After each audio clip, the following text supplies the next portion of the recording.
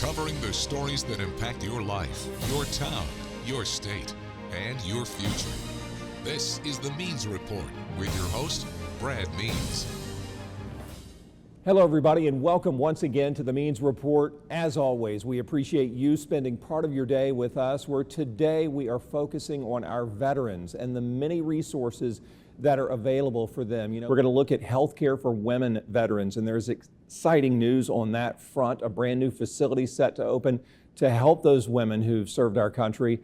And veteran suicide prevention is the topic of our second segment, where we talk about the help that is out there to see if we can assist these veterans and get them to turn their lives around and their outlook around and make sure that they can live healthy, happy lives. And as always, we'll let you know how you can stay in touch with us on the Means Report and help us cover more great topics and get more great guests like our first one. She is Dr. Jennifer Woodley. She is the Women Veterans Program Manager at the VA Augusta. Dr. Woodley, thanks for what you do for our veterans, and thanks for taking the time to be here.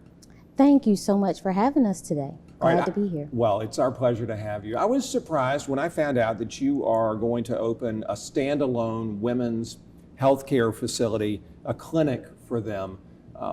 First of all, let's just kind of be able to picture it. Where's this going to be? Is it on the VA campus? So it's not on the VA campus, but very close in vicinity to our downtown campus. All right.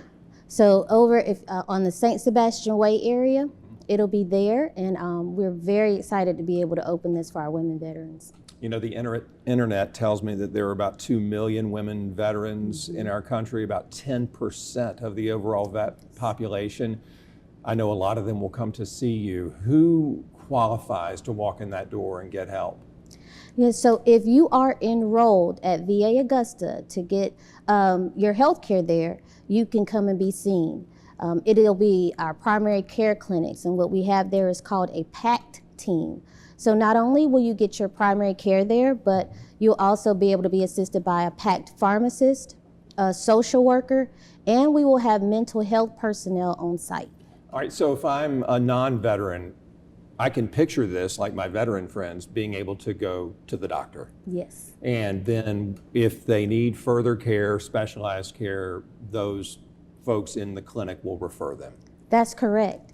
Our primary care is really like our hub. So once you see that primary care doctor, maybe get worked up, have some diagnostic studies, and it's established that you need to get to specialized care, we'll be able to get you there. And the great thing about it is we're so close to the main facility where the specialist care is. Yeah. What made y'all think that we need this? Why can't these women and the men continue to just go to the VA, either downtown or the Norwood, and get their treatment there? That's great. Well, what we do is we hold quarterly focus groups, and they are women veteran focus groups. Mm-hmm. A resounding theme has been from our women veterans, we would like our own space, curated for us, with us in mind. And VA Augusta listened. And so this has been a project that's been in the works for some time, and we are so glad to be able to see it come to fruition in early fall. Early fall, it's getting here quickly. Yes. Help me picture the typical women veteran patients that you see, or is there a typical one? Is it a certain age range? What are they like? Well, when we take a look at our enrollment numbers, we are seeing women across the lifespan. Yeah. We're seeing an increase in our women of childbearing age, so our maternity program is going. We're also seeing those women that may have served 20 plus years, and they're coming to us on the latter half of life and looking for things like bone health and menopausal care. Mm-hmm. So our goal is to really treat wherever they are across that lifespan and give them comprehensive care to treat the whole woman. This may sound like an obvious question, but are there issues that you see in your women patients that you don't see in men? They've both served our country. They've both kind of gone through similar experiences as far as what it's like to be in the military, but health-wise, what do you notice? Health-wise, what we noticed, a large portion of the women have experienced military sexual trauma, which is another reason why this standalone women's only clinic is going to be so significant in their health care.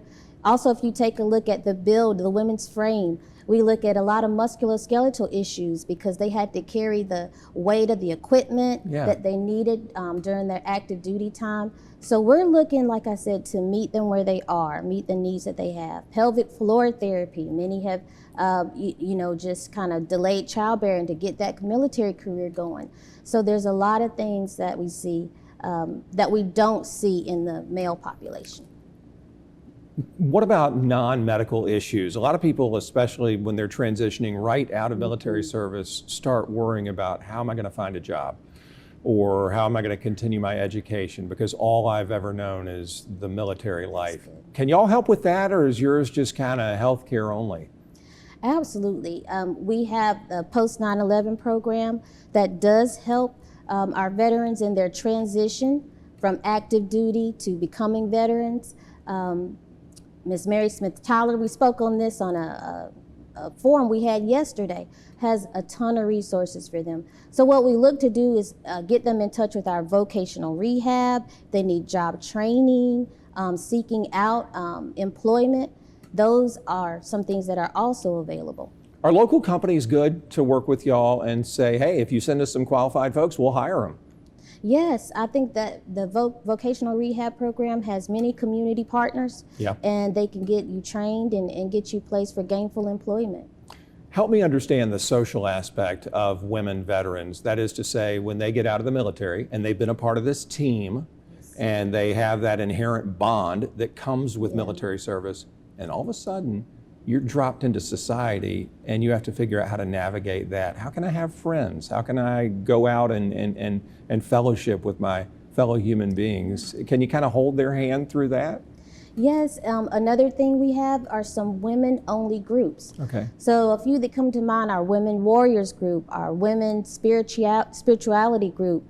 All of those are women veteran focused, and the feedback we get from that is they get to maintain that camaraderie from being, you kind of forever gel together when you meet people that have served in the military. So that's been a great satisfier for them. Yeah, have you ever been in one of those sessions by chance? What do they talk about, and have you seen that support system work right there in the moment?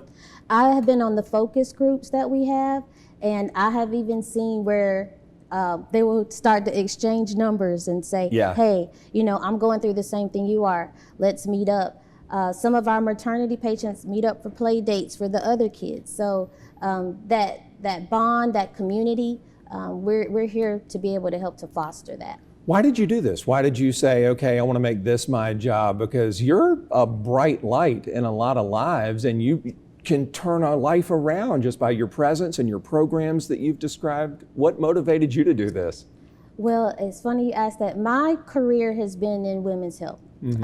I tell everybody I'm an old labor and delivery nurse, and really was just fortunate enough to get on with VA Augusta. Since I've been here, I've been able to use my skills and expertise from a healthcare standpoint, but I never knew what a special population our women veterans are. I tell everybody I have the perfect job because I get to marry those things and then look at where we need to expand, where we need to do some process improvement for our women's services. So I'm very passionate about our women veterans and getting them the healthcare services they need, but again, like I said, also treating the whole woman. Probably venturing outside of your area of expertise, so just tell me if I am, but I just wanted to see if you had a feel for the state of women in the military. Are girls wanting to grow up and serve? Are you seeing that, or do we need to do more to get into perhaps our high schools, middle schools, and say, hey, one day, consider this, please? How's the interest among girls? Well, I can't speak to the active duty side, but I can tell you our military, actually I can, because we do look at those numbers for planning purposes. The women veteran population is the fastest growing veteran population, but large in part, why is that? Because they are entering active duty service. So there has been an uptick with that. And I think as the environment changes and women become empowered and they know they can accomplish these things and they've seen those before them go on and do it, it's definitely becoming a viable option for younger women. How does insurance work when somebody goes to the VA? Because you've served this country, is everything paid for? I've never really learned how it all works. Well, when they come in for eligibility and enrollment, oftentimes we'll tell them the first step, you need to have a compensation and pension exam. And that department will look at your previous service, what things may be service connected. That means that may have happened to you on active duty that the VA will cover as you enter your veteran status. So those exams are very important. And then you need to continue to have them periodically to evaluate any of those disabilities that you may have. And then the coverage just adjusts accordingly. Yes. Probably my last question for you, and it's just, what are your hopes and dreams? Let's fast forward to 2-3 years down the road. This women's clinic is just fully up and running. What are your hopes as far as the kind of good that it can do? We always look at strategic planning, and we're planning to grow. Yeah. So the look ahead, what it looks like is continuing to evaluate what service we have, enhance them to their capacity, and then really optimize those, but also looking for growth. What other surgeries can we cover? Whatever services can we have that are specific for women veterans? So we're beginning with the end in mind, just to continue to grow and to continue to serve. I love that, and you've pointed that out in a lot of your answers today is, yes, you're ready for the present, but y'all are always looking to the future and always planning. Dr. Woodley, thanks again for helping our veterans and helping those women lead healthy, happy lives, and I appreciate everything you do. Thank you so much for having me today. Absolutely. Dr. Jennifer Woodley, the Women Veterans Program Manager for the VA Augusta. When we come back, one of Dr. Woodley's colleagues talking about suicide prevention to make sure our vets know the help that is out there on the Means Report.